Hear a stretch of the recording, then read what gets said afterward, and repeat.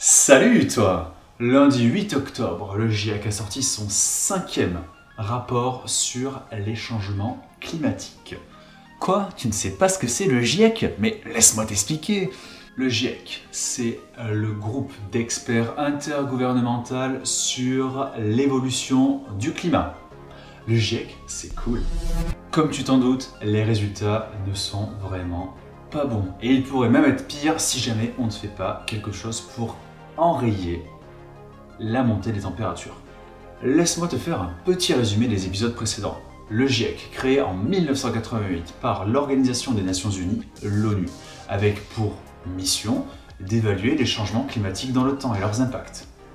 Depuis 1990, le GIEC produit des rapports, nous mettant en garde, nous demandant de faire attention. Sauf que là, aujourd'hui, nous avons atteint un moment où il y a des changements irréversibles qui sont produits. Augmentation des températures, montée du niveau des mers, acidification des océans, fonte des glaces, extinction de masse d'espèces, et il y en a encore plein. Mais laisse-moi te donner quand même une bonne nouvelle. Dans son 5e rapport, le GIEC nous dit qu'il était encore possible de limiter le réchauffement climatique à 1,5 degré et ainsi ne pas passer au-dessus de la barre fatidique des plus 3 degrés vers laquelle nous nous dirigeons malheureusement si nous ne faisons rien. Mais pour éviter que ça chauffe trop, il faut prendre des mesures d'atténuation de la température. Le GIEC en a listé 4. Point numéro 1. Mieux utiliser nos énergies. Par exemple, faire de la monoculture dans un endroit complètement aride et apporter de l'eau, donc utiliser l'énergie pour apporter cette eau et pour produire ces cultures, c'est pas une bonne utilisation de notre énergie. Deuxième point, utiliser des énergies qui sont décarbonées, voire utilisant peu de carbone. Par exemple, une éolienne. Troisième point, utiliser des puits de carbone. Un puits de carbone, ça a l'air un truc un peu foufou, mais en fait non. Un puits de carbone, c'est une forêt, c'est un océan. En empêchant la déforestation et en refavorisant une reforestation en plantant des forêts, on permet de créer des puits de carbone naturels qui vont capter le carbone, réduire les émissions de gaz à effet de serre et réduire le réchauffement climatique. Et enfin, le 4e point, et pas des moindres, c'est changer nos habitudes et nos modes de vie. Donc ça, c'est un point qui nous concerne et c'est à nous d'agir sur ce point-là. Sur le reste, ce sera à l'État de faire ce qu'il faut.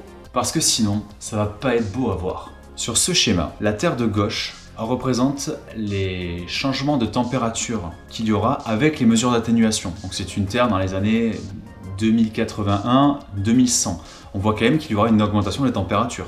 Sur la terre de droite, vous pouvez observer les changements de température sans les mesures prises précédemment. Donc il pourrait y avoir des augmentations de plus de 10 degrés à certains endroits si on ne fait rien. Tout le monde doit agir conjointement. Politiques, industriels, citoyennes et citoyens. Nous tous, nous sommes responsables et nous devons agir pour protéger notre climat et notre terre.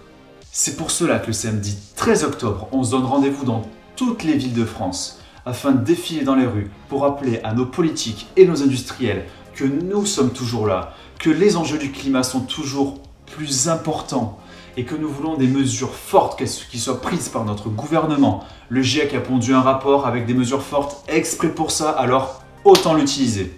Cette fois-ci, il n'y aura pas de tour de passe-passe, pas de poudre de perlimpinpin. C'est pour notre futur, c'est pour celui des générations futures aussi que nous nous battons. Alors bisous et à samedi.